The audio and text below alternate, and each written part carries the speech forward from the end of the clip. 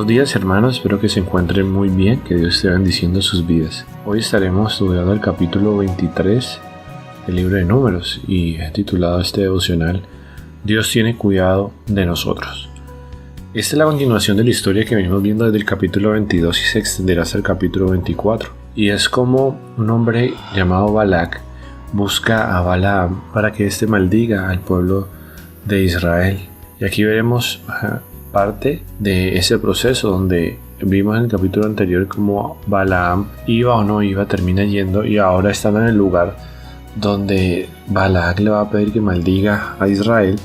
Pues van a pasar un proceso, digamos, de 3 altares que van a formar, o 3 lugares donde van a formar de 7 altares, y hoy veremos 2 de ellos y cuál fue la respuesta del Señor. Y es bastante interesante. Así que comencemos y miremos lo que el Señor hizo por el pueblo de Israel y lo que también hace con nosotros. La primera parte va del versículo 1 hasta el versículo 10 y veremos que Dios defiende y cuida a su pueblo. De los versículos 11 hasta el versículo 24 veremos que Dios no ve la iniquidad y la perversidad del pueblo de Israel. Pareciera que es lo que nos dice el texto. Y del versículo 25 hasta el versículo 30 vemos que Balac no entiende que Balaam no puede maldecir a Israel.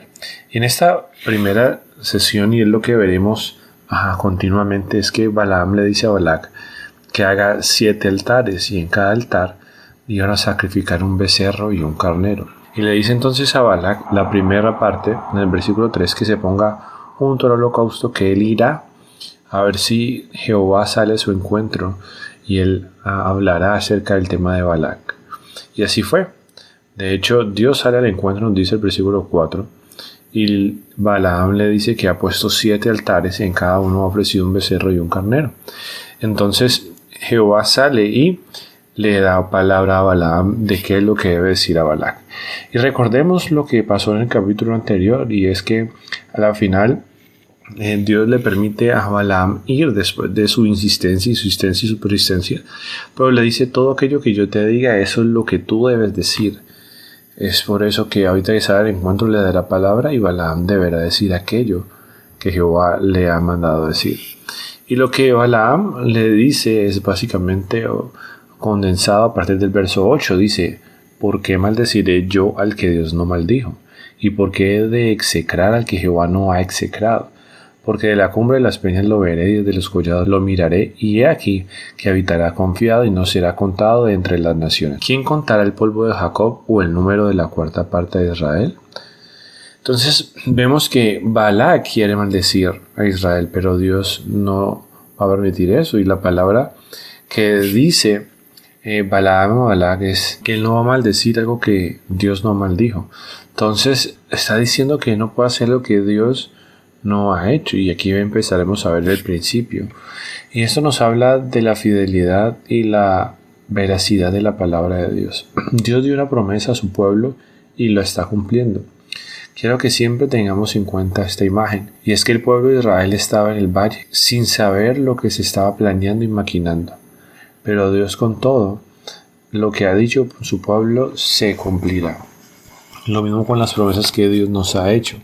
Y quiero poner las promesas en un contexto bíblico, hablando con respecto a sus promesas en los tiempos. ¿A qué me refiero? Por ejemplo, promesas a que Él va a volver por su iglesia.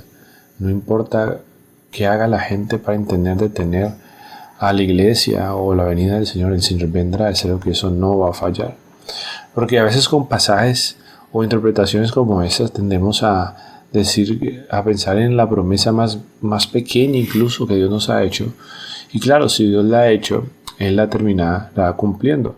Pero terminamos volviendo una realidad específica en un contexto específico, ampliándola para todo.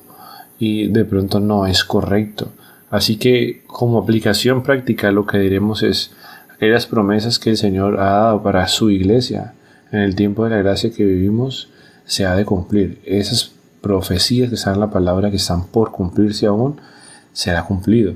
La gente se burla, como dice en Pedro, la gente tiene por tardía la venida del Señor, diciendo que todo sigue igual que desde el principio, pero no es así.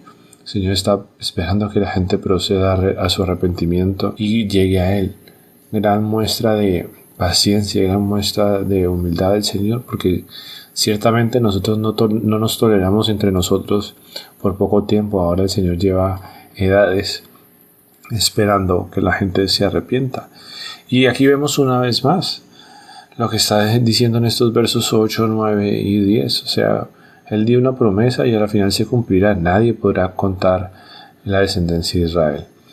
De los versículos 11 que dijimos, estaremos viendo que Dios no ve su iniquidad. Así que Balac le dice a Balaam: ¿qué has hecho?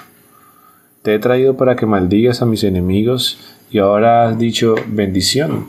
Entonces Balac le dice a Balaam y lo lleva a otro lugar, ¿cierto? Y Balaam le dice: bueno, vamos a hacer lo mismo, pero quiero resaltar lo que dijo en el verso 12. Balaam le dice a Balac: no cuidaré de decir lo que Jehová ponga en mi boca. Y esto es muy importante. Nosotros debemos ser también muy prácticos, muy consecuentes con las promesas de Dios. Si Dios lo ha hecho, Él lo cumplirá, pero yo debo ser también fiel a esa promesa, el cumplimiento, y no dejarnos mover nuestra fe y nuestra declaración de fe. En el caso de Balaam, él le dijo: yo tengo que tener cuidado de lo que digo. Si Dios dijo que dijera esto es lo que diré. Entonces se repite la historia. Ponen 7 altares. En los altares ofrecen un becerro y un carnero. Y Balaam sale y Dios le sale al encuentro. Y vemos a partir entonces del verso 19 lo que esta vez dice Dios. Y aquí tenemos un pasaje muy conocido del verso 18. El verso 19 dice: Dios no es hombre para que mienta, ni hijo de hombre para que se arrepienta. Él dijo y no hará, habló y no lo ejecutará. Ese es el contexto al cual Dios dice esta frase, y es diciéndole a Balaam para que le diga a Balac que aquello que él ha dicho con respecto al pueblo de Israel no ha mentido sobre esto y no se arrepentirá de aquello. De hecho, lo que sigue a continuación nos habla de que a pesar de que nosotros hagamos, no va a terminar cortando lo que Dios va a hacer con respecto a sus promesas. ¿Y qué es? Miren lo que dice el verso 20 en adelante. He aquí, he recibido orden de bendecir, Él dio bendición y no podré revocarla. No ha notado iniquidad en Jacob, ni ha visto perversidad en Israel. Jehová su Dios está con él, y júbilo de rey en él. Entonces nos preguntamos, ¿no hay iniquidad en Jacob? Por supuesto que la hay y la hubo. Pero lo que pasa es que Dios no ha visto perversidad, y es distinto. El hecho de que hayan pecado, que Dios no lo vea, es diferente. No que Dios sea alcahuete, deje pasar por alto los pecados. Si hemos visto algo en la historia del pueblo de Israel, es que Dios sí juzgó el pecado, pero con respecto a sus promesas, con respecto a su palabra, lo que ha dicho, ni siquiera nuestro pecado y nuestra maldad va a impedir que Él cumpla su palabra. Es decir, poniéndolo al día de hoy, ni siquiera el pecado de toda la humanidad va a detener la obra de Dios para que Él vuelva por su iglesia, para que Él ponga el juicio sobre las naciones que vendrá. Verso 22 dice: Dios lo ha sacado de Egipto, tenía fuerzas como de búfalo, porque contra Jehová no hay agüero, no hay adivinación contra Israel. Como ahora se ha dicho de Jacob y de Israel lo que ha dicho Dios. He aquí el pueblo que como león se levantará y que como león se erguirá. No se echará hasta que devore la presa y beba la sangre de los muertos. Entonces, contra lo que Dios dice, me encanta este pasaje, dice que no hay adivinación, no hay agüero, no hay nada que pueda hacerse, no hay nada que pueda proferirse. Lo que Dios dice, eso pasa y eso se hará. Y nuevamente quiero poner en escena la imagen.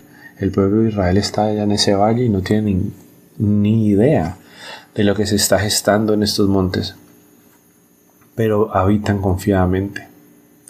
Habitan confiadamente porque su Dios los ha sacado de Egipto, les ha dado fuerzas como un león, y no se echará hasta que no devore la presa. Así es con respecto a las promesas de Dios. Y es un ánimo, mis hermanos, es un ánimo hoy nuevamente para recordar que Dios cumple sus promesas, pero que Él tiene cuidado de nosotros. Muchas veces, ¿saben? Terminamos el día y nunca, al igual que el pueblo de Israel, supimos qué había detrás, buscando hacerte daño a ti y a mí, pero el Señor estaba protegiendo. e incluso esas situaciones que llegan a nuestra vida y nos logran dañar de cierta forma, el Señor nos cuidó, porque no hay nada, de verdad, ni hechicería, no hay nada que la maldad pueda hacer para quitar aquello que se nos ha dado, esas promesas de entrar al gozo del Señor, el cual estaremos una vez habitemos en su presencia. Ya para terminar, de los versículos 25 a 30, entonces Balac nuevamente le hace el reclamo y le dice: te he traído para que lo maldigas y lo sigas bendiciendo. Entonces termina diciéndole como de forma resignada: ya que no lo maldices, bueno, por lo menos tampoco lo bendigas. Y vemos nuevamente la postura muy marcada de Balaam, donde toma una decisión de integridad correcta, aunque sabemos que a pesar de esto, más adelante no haría lo que compete. En este caso, su decisión fue de integridad con el Señor. Y es: ¿no te he dicho que todo lo que Jehová me diga, eso tengo que hacer? Y vemos algo similar, pero una gran obediencia. En el primer caso, en el verso 12, era todo lo que Dios le ha dicho, él debería decirlo. Y en el verso 26, es todo lo que Dios me ha dicho que diga, eso tengo que hacer. Entonces vemos una integridad de parte de Balaam, a pesar de lo que vemos alrededor que ha pasado en el capítulo anterior y lo que pasará en el siguiente. Con respecto a la obediencia, habían límites, había un marco para él de lo que podía llegar a pasar o no con respecto a la obediencia de Dios. Y para nosotros el ánimo es: todo aquello que Dios diga, que digamos, debemos decirlo. Todo aquello que diga el Señor que hagamos, debemos hacerlo. Eso hace parte de nuestra obediencia. Que ojalá nuestra declaración de fe, nuestro proferir ante las demás personas, sea marcado de esta forma, siempre en obediencia. Y que no haya ninguna duda que lo que Dios dice y lo que Dios pide que hagamos, se hace y se dice. Y entonces se termina este capítulo, dice Balaam, diciéndole nuevamente que haga los 7 altares y ponga en cada uno 7 carneros. Bueno, en cada uno no, que vaya a poner 7 becerros y 7 carneros. Un carnero y un becerro por cada altar. Y Balaam saldrá, y es lo que veremos en el capítulo siguiente. Para concluir, quiero leer lo que dice Romanos 8, versos 38-39, dice: por lo cual estoy seguro que ni la muerte, ni la vida, ni los ángeles, ni principados, ni potestades, ni lo presente, ni lo porvenir, ni lo alto, ni lo profundo, ni ninguna otra cosa creada nos podrá separar del amor de Dios, que es en Cristo Jesús, Señor nuestro. Nuestro Padre cuida de nosotros, nuestro buen Dios cuida de nosotros, y la promesa ha sido dada a través de su Hijo. Y esa promesa sigue viva y activa en nuestros corazones debido a la obra de su Espíritu Santo en nosotros. No nos olvidemos de esto, mis hermanos. El Señor ha cumplido sus promesas, las seguirá cumpliendo. Nada nos puede apartar de llegar a esa promesa que tenemos en el Señor. Solo cuidémonos de nosotros mismos. El que esté firme, mire que no caiga. Espero que este devocional haya sido de bendición para tu vida. Y toma un tiempo para agradecer al Señor por lo bueno que ha sido contigo, por la provisión, por la salud, por la familia que tienes, por el trabajo que tienes, por la universidad donde estás. Por cada cosa que puedas agradecer, agradece, porque si lo tienes, no solo el Señor ha provisto esto para tu vida, sino que Él te ha protegido de que el enemigo no venga y te arrebate estas cosas. Dios los bendiga.